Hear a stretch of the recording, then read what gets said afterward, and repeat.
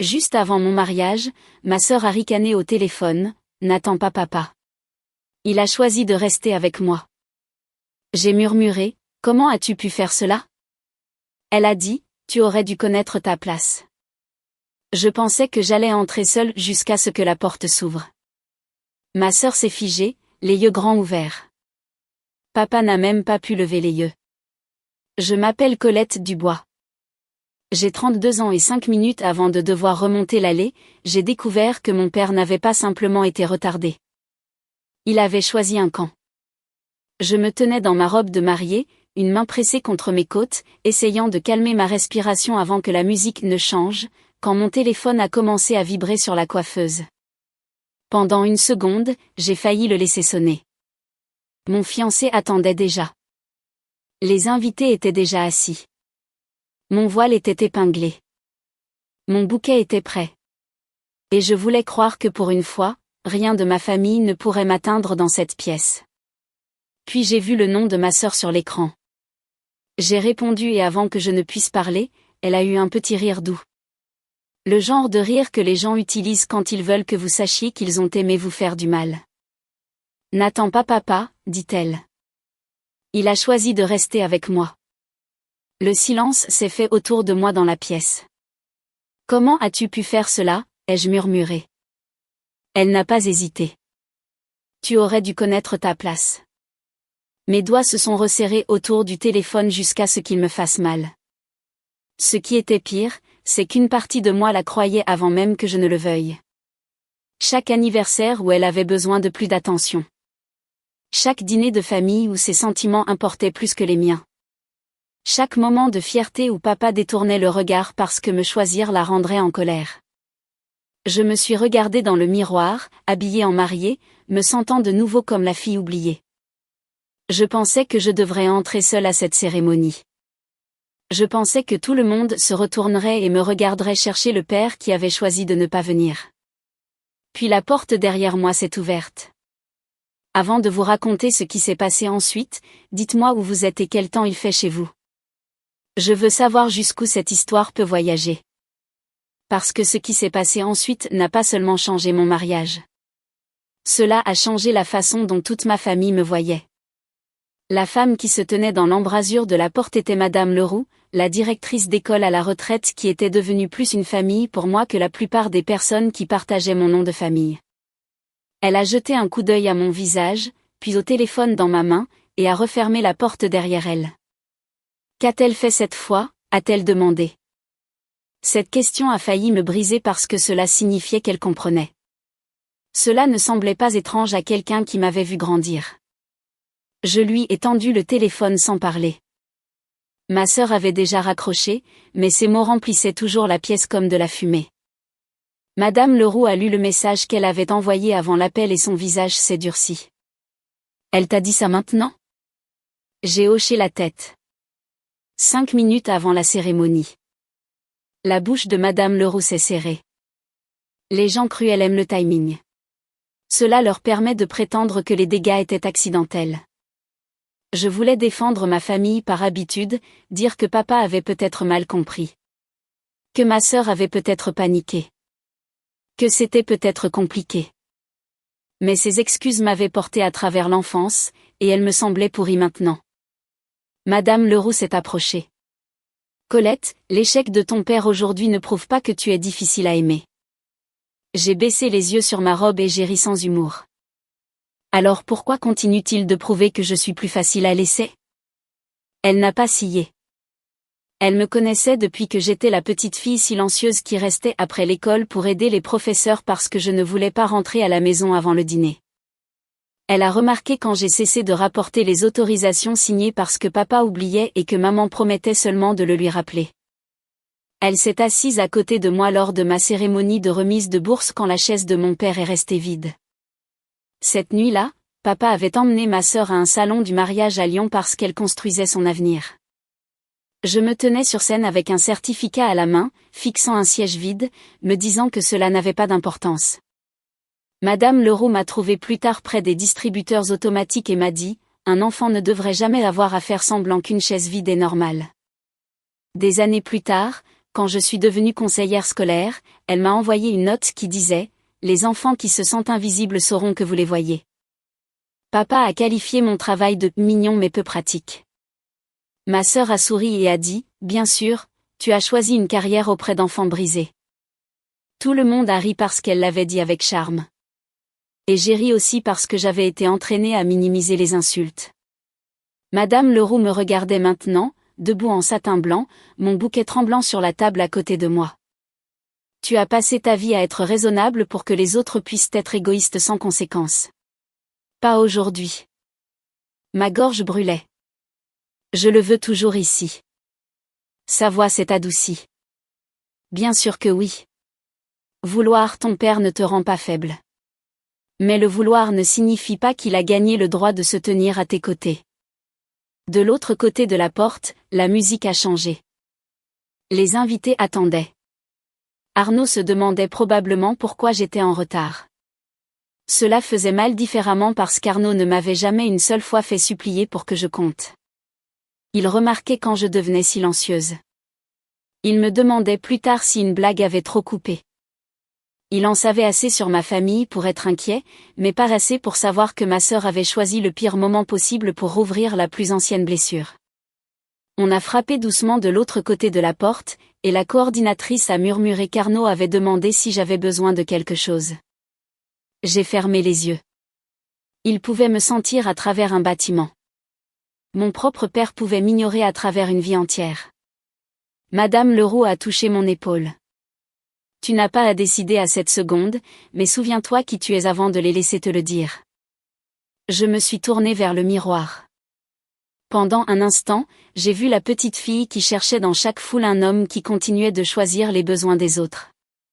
Puis j'ai vu la femme adulte qui avait bâti une vie en dehors de la maison qui lui avait appris à se rétrécir. J'ai ramassé mon bouquet. J'ai besoin de savoir ce qu'elle lui a dit. Madame Leroux a hoché la tête. Alors ne la laissons plus contrôler l'histoire. Lorsque j'ai ouvert la porte de la suite nuptiale, mes mains avaient cessé de trembler, mais mon cœur se sentait meurtri de l'intérieur. Madame Leroux marchait un pas derrière moi, assez près pour me rattraper si je craquais, mais assez loin pour me laisser me tenir debout seule. Le couloir à l'extérieur de la salle de cérémonie était étroit, bordé de photographies encadrées de la bibliothèque historique où Arnaud et moi avions choisi de nous marier. Cela aurait dû être chaleureux. Au lieu de cela, cela ressemblait à un tunnel menant directement au schéma familial dont j'avais passé des années à essayer de m'échapper. J'ai fait la moitié du chemin jusqu'à l'entrée latérale avant de voir ma sœur. Véronique Dubois se tenait sous une applique murale en laiton dans sa robe de demoiselle d'honneur couleur champagne, une hanche appuyée contre le mur, le téléphone à la main, le sourire aux lèvres. Elle avait l'air soignée et chère, comme si chaque pièce était une scène qu'elle avait déjà revendiquée. Elle avait bâti sa carrière autour des mariages, stylisant les mariés et postant des photos parfaites. Et maintenant, elle se tenait devant le mien, ayant l'air d'avoir juste fait en sorte que je m'en souvienne pour la mauvaise raison. La voilà, dit-elle. Je me demandais si tu allais te cacher jusqu'à ce que tout le monde soit mal à l'aise. Je me suis arrêtée à quelques pas. Où est papa ? Elle inclina la tête. Tu veux dire l'homme que je t'ai dit de ne pas attendre ? Ses yeux ont jeté un coup d'œil à Madame Leroux. C'est une affaire de famille. Madame Leroux est restée calme. Alors peut-être auriez-vous dû agir comme une famille. Véronique a ri. Elle a couru vers une directrice d'école le jour de son mariage. Cela vous dit tout. J'ai fait un pas en avant. Dis-moi ce que tu lui as dit. Je lui ai dit la vérité. Non, tu lui as dit tout ce qui le culpabiliserait assez pour te choisir. Son sourire s'est aiguisé. Peut-être qu'il m'a choisi parce qu'il a finalement admis que j'avais plus besoin de lui. Voilà, la phrase qui expliquait toute notre enfance. Véronique ne voulait jamais d'amour à moins que cela ne prouve qu'elle pouvait me prendre quelque chose. Tu avais plus besoin de lui aujourd'hui. Elle m'a examinée. Allez, Colette. Un emploi stable. Un petit mari pompier parfait. Tous tes amis professeurs agissant comme si tu sauvais le monde parce que tu écoutes les enfants pleurer pour gagner ta vie. Tu aimes être la noble. Tu survivras à la déception. C'est moi que les gens remarquent vraiment quand je m'effondre. Pendant une seconde, j'ai failli la frapper. Presque.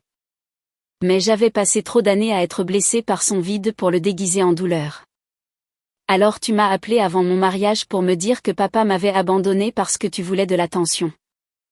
Son visage s'est durci. Non, j'ai appelé parce que quelqu'un devait te rappeler que tu n'es pas le centre de cette famille juste parce que tu as trouvé un homme prêt à t'épouser. La vieille moi aurait détourné le regard. La vieille moi aurait adouci ma voix. Mais cette femme n'était plus là. C'est mon mariage. Je t'ai dit que tu étais invité à te tenir à mes côtés et d'une certaine manière, cela n'a toujours pas suffi. Véronique s'est détachée du mur. Sais-tu ce que les gens ont dit toute la matinée? Comme cet endroit est de bon goût. Comme c'est mignon qu'une conseillère scolaire et un ambulancier se soient trouvés. Tout le monde dévore ton histoire de mariée humble. Je l'ai fixée. Alors c'est de cela qu'il s'agit. Tu voulais les photos, les compliments, le crédit. Et quand les gens ont commencé à me voir moi au lieu de toi, tu as attaqué la seule chose qui, tu le savais, ferait le plus mal. Ses narines se sont dilatées. Papa sait que tu es plus forte. Il s'inquiète pour moi parce que je compte d'une manière que tu n'as jamais comprise. Avant que je ne puisse répondre, maman est apparue au bout du couloir. Eliane Dubois s'est précipitée vers nous, les larmes déjà aux yeux. S'il vous plaît, a-t-elle murmuré. Pas ici. Pas aujourd'hui.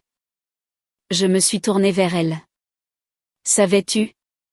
Son visage s'est effondré. Colette, savais-tu que papa n'avait pas l'intention de me mener à l'hôtel?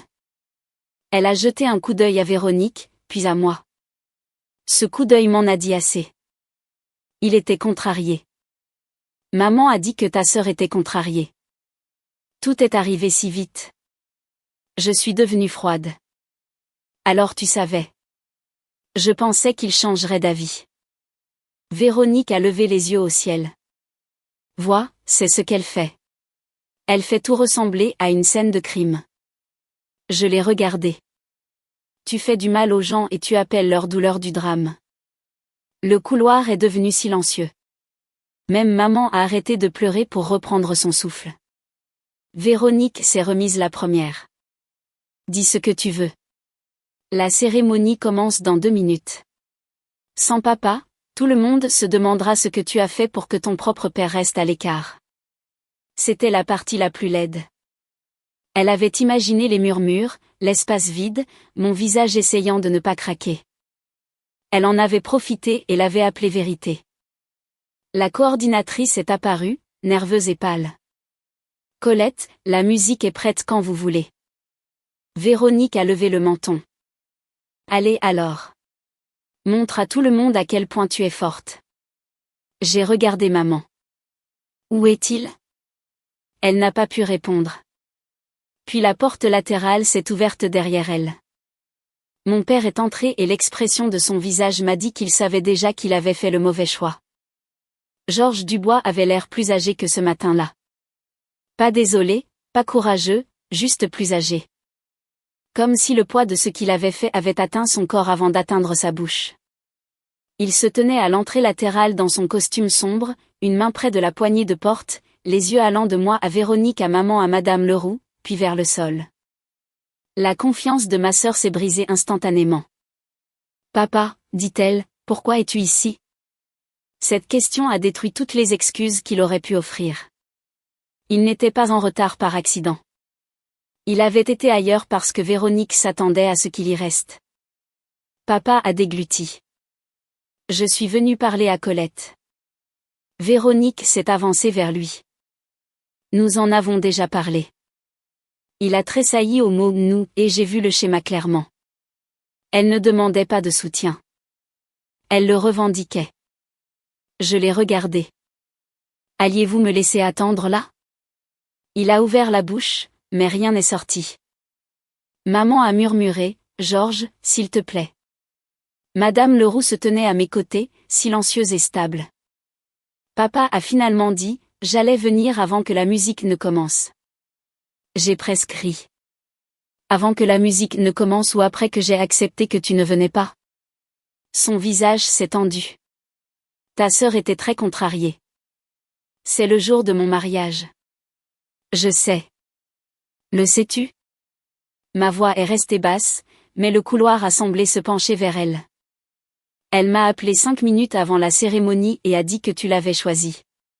Pas que tu étais en retard, pas qu'il y avait un malentendu. Elle a dit que tu avais choisi de te tenir avec elle.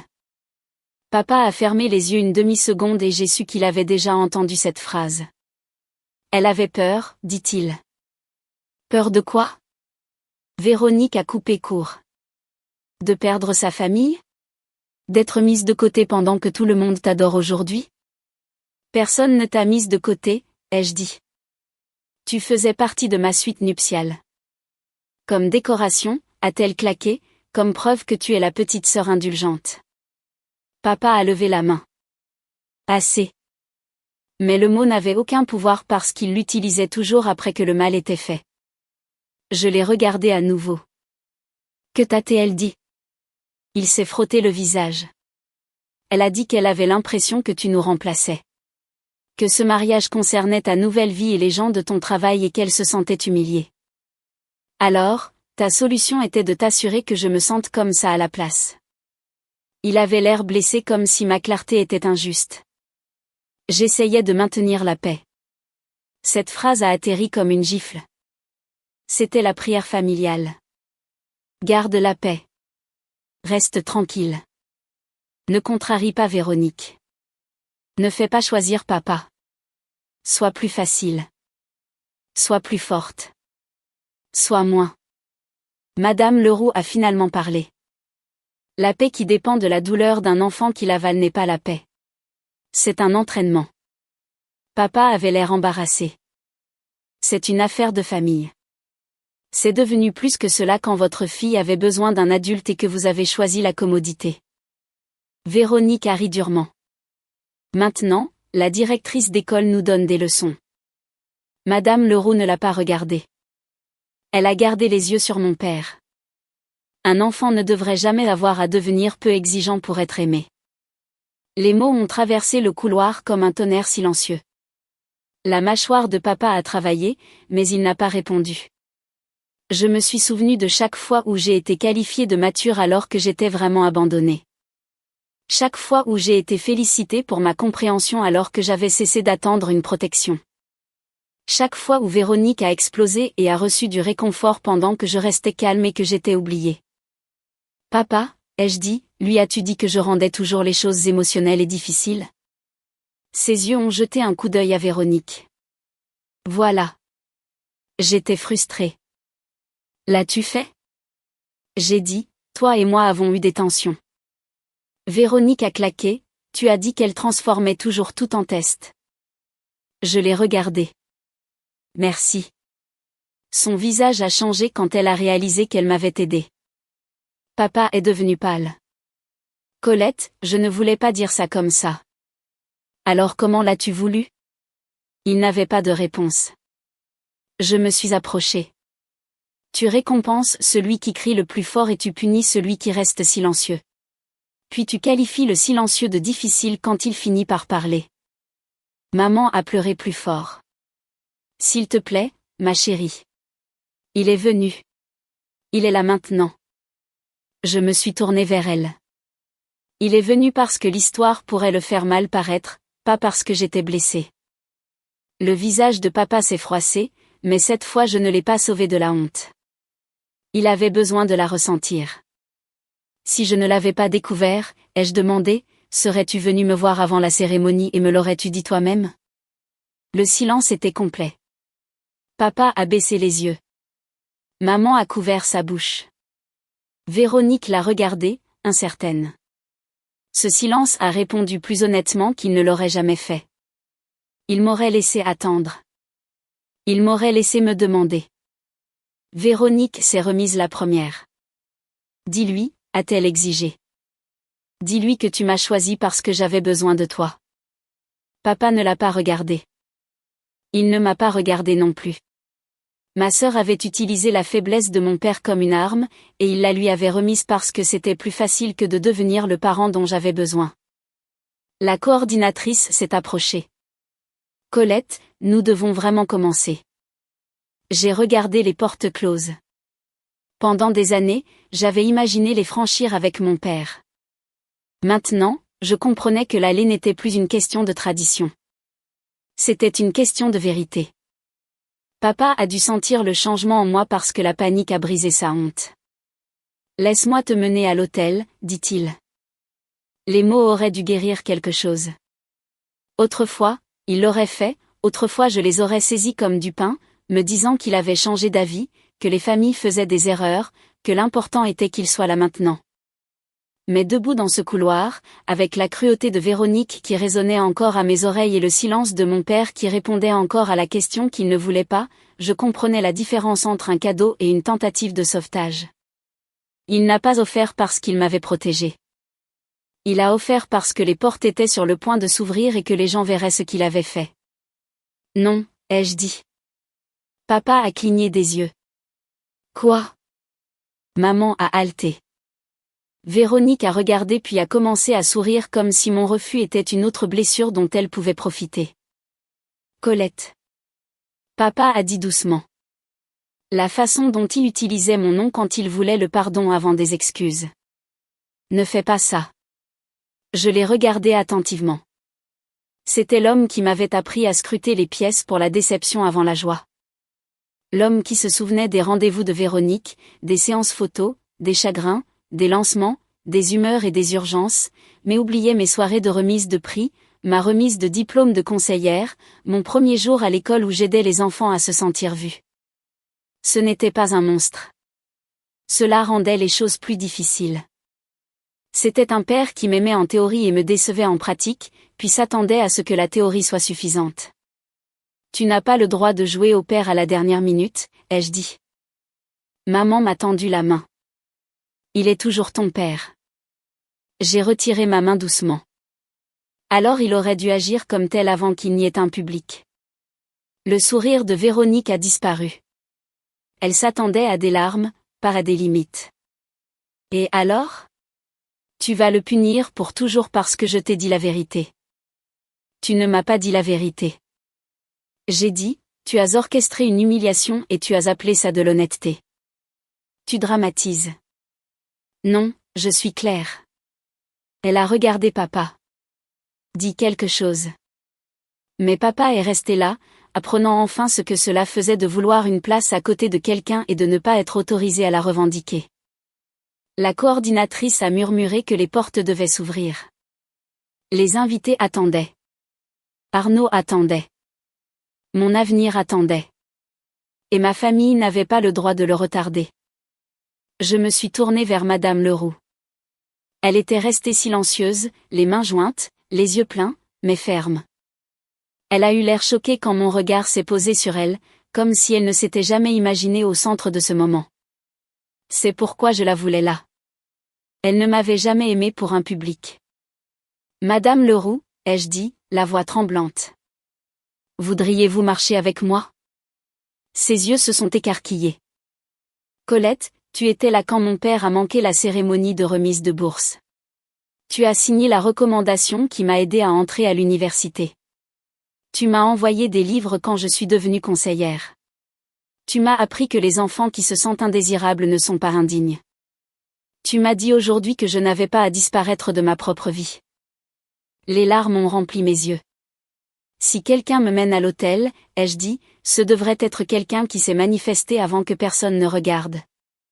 Maman a sangloté dans ses mains. Papa est devenu pâle. Le visage de Véronique est passé de l'incrédulité à la rage. Tu remplaces papa par une directrice d'école à la retraite, a-t-elle sifflé. À ton mariage? Non, ai-je dit. Je choisis la personne qui m'a traité comme si je comptais quand il n'y avait rien à gagner. Le rire de Véronique a craqué.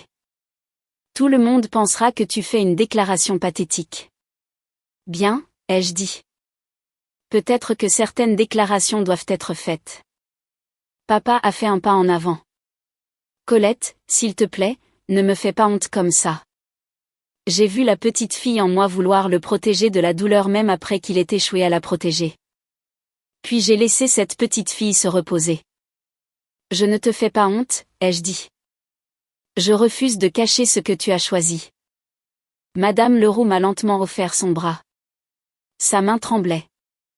La mienne aussi. La musique a changé, riche et solennelle, et les invités ont commencé à se lever de l'autre côté. Véronique a regardé de moi à Madame Leroux à papa, cherchant le contrôle et n'en trouvant aucun. Son sourire a complètement disparu. Les portes se sont ouvertes. Papa a baissé la tête et n'a pas pu la lever. J'ai posé ma main sur le bras de Madame Leroux, levé le menton et avancé.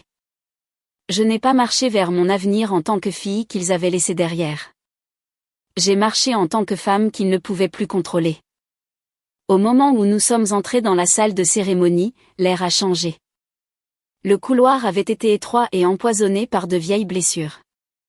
Mais à l'intérieur de la bibliothèque restaurée, tout était lumière dorée, bois poli, fleurs blanches et rangées de personnes se tournant vers moi avec des sourires qui se sont lentement transformés en confusion. Je pouvais sentir la question traverser les invités. Où était mon père? Pourquoi Madame Leroux marchait-elle avec moi? Pourquoi ma mère avait-elle l'air d'avoir pleuré? Pourquoi Véronique se tenait-elle près de l'entrée latérale avec un visage comme du verre sur le point de se fissurer? Pendant une seconde, une vieille honte est montée dans ma gorge, me disant d'expliquer, de m'excuser, de rendre tout le monde à l'aise. Puis Madame Leroux a resserré son bras sous ma main et a murmuré, « Continue de marcher. » Alors je l'ai fait, pas à pas. Les murmures se sont estompés derrière la musique. J'ai regardé devant moi et j'ai vu Arnaud debout à l'autel dans son costume bleu marine, stable et calme. Son visage a changé l'instant où il a compris. Il n'avait pas l'air embarrassé. Il n'a pas regardé mon père pour la permission de lire la pièce. Il m'a regardé comme si ma douleur ne me rendait pas moins digne de joie. Lorsque nous l'avons atteint, Madame Leroux a placé ma main dans celle d'Arnaud.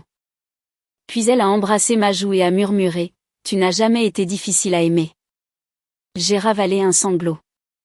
Arnaud l'a entendu et a doucement caressé mes phalanges avec son pouce. « Je t'ai » a-t-il murmuré. L'officiant a commencé, chaleureux mais prudent, et pendant un moment la pièce s'est installée dans le rythme d'un mariage. Des mots sur l'amour, l'engagement, le fait de se choisir chaque jour.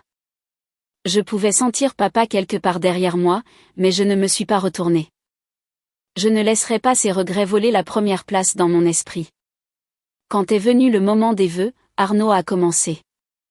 Il a parlé de construire une maison où le silence ne serait jamais une punition, où la tendresse n'aurait pas à être gagnée, où deux personnes pourraient être fortes sans être seules. Il a dit qu'il aimait la façon dont j'écoutais les enfants qui se sentaient invisibles parce que je savais ce que l'invisibilité coûtait. Il a dit que m'épouser n'était pas me sauver de mon passé, mais rejoindre l'avenir que j'avais déjà combattu pour construire. Au moment où il a terminé, les larmes étaient sur plus d'un visage. Puis ce fut mon tour.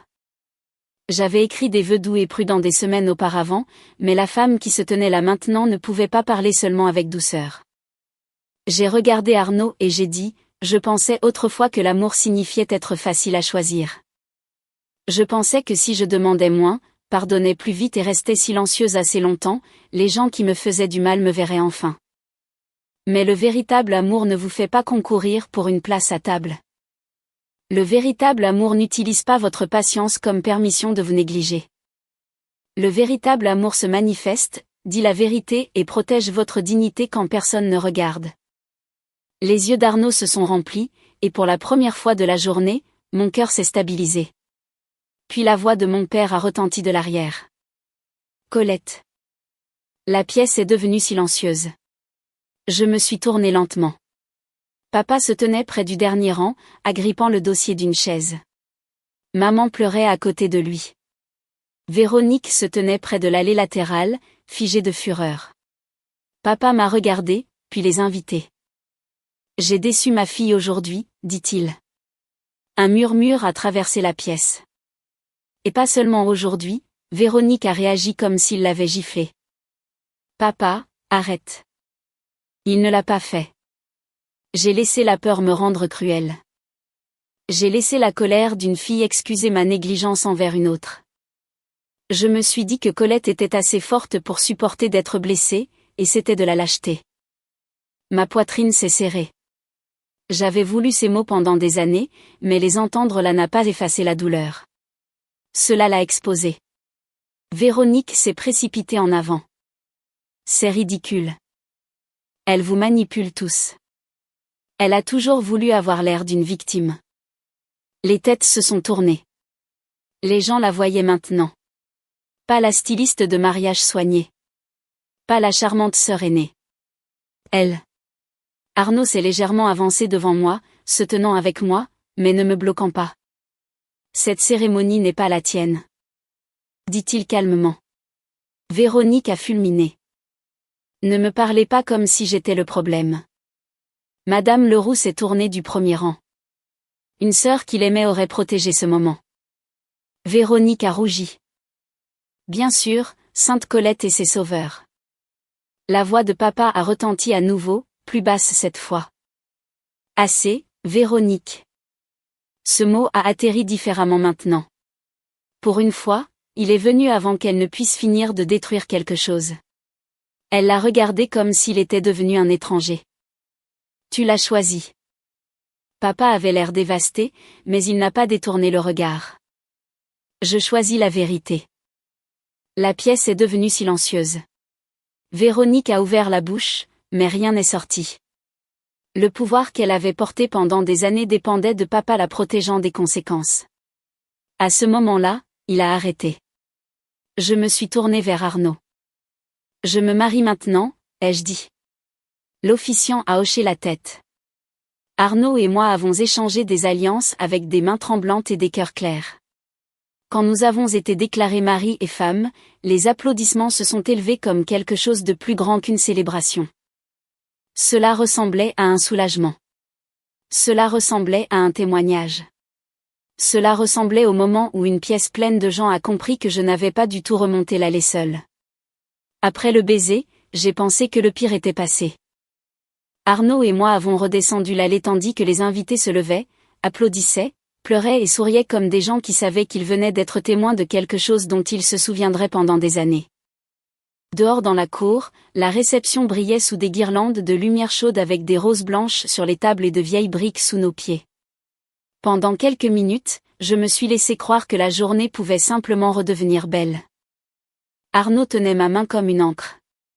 Madame Leroux était entourée d'invités la remerciant, et chaque fois que j'entendais quelqu'un dire qu'elle avait fait la bonne chose, une autre tension dans ma poitrine se relâchait. Mais Véronique n'avait pas fini. Les gens comme ma sœur ne perdent pas la vedette en silence. Soit ils possèdent la pièce, soit ils la brûlent pour avoir remarqué quelqu'un d'autre. Je l'ai vu près du bord de la cour, parlant sèchement à papa tandis que maman se tenait entre eux, les deux mains levées, essayant toujours de maintenir un morceau qui s'était déjà effondré. Au début, je me suis détournée. Je voulais ma première danse. Je voulais dîner. Je voulais une heure où mon mariage importait plus que les dégâts de ma famille. Puis la voix de Véronique s'est élevée. Tu m'as humiliée pour elle. La cour s'est calmée. Papa avait l'air épuisé, mais quelque chose en lui avait changé. Peut-être que la honte avait enfin fait ce que l'amour aurait dû faire des années auparavant. Il a dit, non, Véronique, tu t'es humiliée toi-même. Les mots ont atterri comme une porte qui se ferme. Véronique a regardé puis a ri d'incrédulité. Après tout ce que j'ai fait pour cette famille, tu la défends? Papa a dit, j'admets que je l'ai déçue. Tu m'as déçu, a-t-elle claqué. Tu l'as laissée te remplacer par une directrice d'école devant tout le monde. Madame Leroux se tenait à quelques tables et a baissé les yeux, non pas de honte, mais de tristesse. Une invitée, une femme qui possédait une entreprise d'événements local, a demandé doucement à Véronique, est-il vrai que vous avez appelé la mariée avant la cérémonie et lui avez dit que son père l'avait abandonnée? Le visage de Véronique a changé. En une seconde, elle a réalisé que ce n'était plus une dispute de famille à huis clos. C'était un désastre professionnel. Le monde du mariage qu'elle voulait impressionner écoutait. Ce n'est pas ce qui s'est passé, dit-elle trop vite. Colette a tout déformé. J'ai fait un pas en avant qu'Arnaud ne puisse m'arrêter, bien qu'il soit resté près. Alors dites ce qui s'est passé? Véronique a regardé autour d'elle. Les invités regardaient. Papa regardait. Pour une fois, maman n'a pas interrompu pour adoucir la vérité. Vous voulez l'histoire ? Dit Véronique, tremblante de rage. Très bien. J'en avais assez de voir tout le monde agir comme si elle était une sainte innocente. Elle joue la petite blessée et tout le monde y croit. Je voulais juste que papa prouve que je comptais encore. Voilà, pas des excuses, une confession déguisée en apitoiement. Ma peur m'a quitté. Tu as compté, ai-je dit. Tu as compté assez pour être invité à cette journée. Tu as compté assez pour te tenir à mes côtés, mais tu voulais que je sois humiliée parce que partager l'amour n'a jamais été suffisant pour toi. Son visage s'est tordu. Tu penses que tu as gagné ? Je l'ai regardé calmement. Cela n'a jamais été un jeu pour moi. C'est pourquoi tu as perdu. Elle a avancé avec une autre insulte prête, mais les collègues d'Arnaud et le responsable du lieu se sont interposés entre nous. Personne ne l'a touché brutalement. Il n'avait pas besoin de le faire. Son propre comportement avait suffi. Le responsable a dit, « Madame, il est temps pour vous de partir. » Véronique a regardé papa, attendant l'ancien sauvetage. Il n'a pas bougé. C'était la vraie punition. Ne pas être escorté dehors. Pas les murmures, pas les invités décidant silencieusement de ne jamais l'engager. La vraie punition était que la personne qui la protégeait toujours des conséquences la laissait enfin les affronter. Elle a été laissée sortir par la porte latérale, m'appelant toujours, essayant toujours de devenir la victime d'un feu qu'elle avait elle-même allumé. Quand la porte s'est fermée, la cour a semblé différente. Pas parfaite, juste honnête. Papa m'a approché plus tard après la première danse et après qu'Arnaud et moi ayons enfin mangé 2 bouchées de dîner.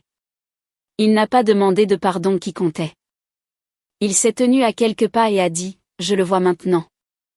Je sais que le voir tard n'efface pas ce que j'ai fait. » Je l'ai regardé longuement. Une partie de moi voulait courir dans ses bras parce que les filles ne cessent pas de vouloir des pères juste parce que les pères échouent. Mais une autre partie de moi savait qu'il valait mieux ne pas échanger un moment honnête contre une réparation instantanée.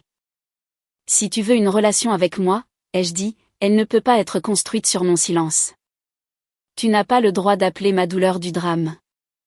Tu n'as pas le droit d'utiliser le mot famille pour me faire accepter le manque de respect. Et tu ne récupéreras pas le rôle que tu as perdu aujourd'hui avec une seule excuse. Ses yeux se sont remplis. Je comprends. Peut-être que oui. Peut-être que non. Le temps le dirait, et je ne prouverai pas son remords pour lui. Maman est venue aussi en pleurant doucement et je lui ai dit la vérité avec des mots plus doux. Maintenir la paix en demandant à la personne blessée de se taire n'est pas la paix. C'est une permission de laisser le mal continuer. Plus tard, Madame Leroux a apporté un toast. Elle a levé son verre et a dit, « Chaque enfant mérite des adultes qui se manifestent, et chaque adulte devrait apprendre que l'amour n'est pas prouvé par le contrôle mais par la constance. » La cour est devenue silencieuse, puis s'est remplie d'applaudissements. C'est la leçon que j'ai emportée avec moi. La famille ne devrait jamais enseigner à un enfant que l'amour doit être gagné par le silence. Le véritable amour donne aux gens dignité, sécurité et espace pour devenir entiers. Fixer des limites n'est pas une vengeance. Parfois, c'est une éducation pour tous ceux qui regardent parce que cela enseigne que le respect, la responsabilité et l'honnêteté émotionnelle comptent plus que les apparences. Quand Arnaud et moi avons dansé sous les lumières, j'ai regardé l'allée où je pensais autrefois que j'entrerais abandonnée. Au lieu de cela, j'étais entrée avec la personne qui avait gagné cette place grâce à des années de loyauté silencieuse. Véronique a essayé de faire de mon mariage une histoire de rejet. Elle a échoué. Mon père a essayé d'arriver en retard et de réclamer quand même l'honneur. Il a perdu ce droit. Et je suis partie cette nuit-là non pas en tant que fille suppliant des gens brisés de la choisir, mais en tant que femme qui a finalement compris qu'être choisie par les mauvaises personnes ne vaut pas la perte de soi.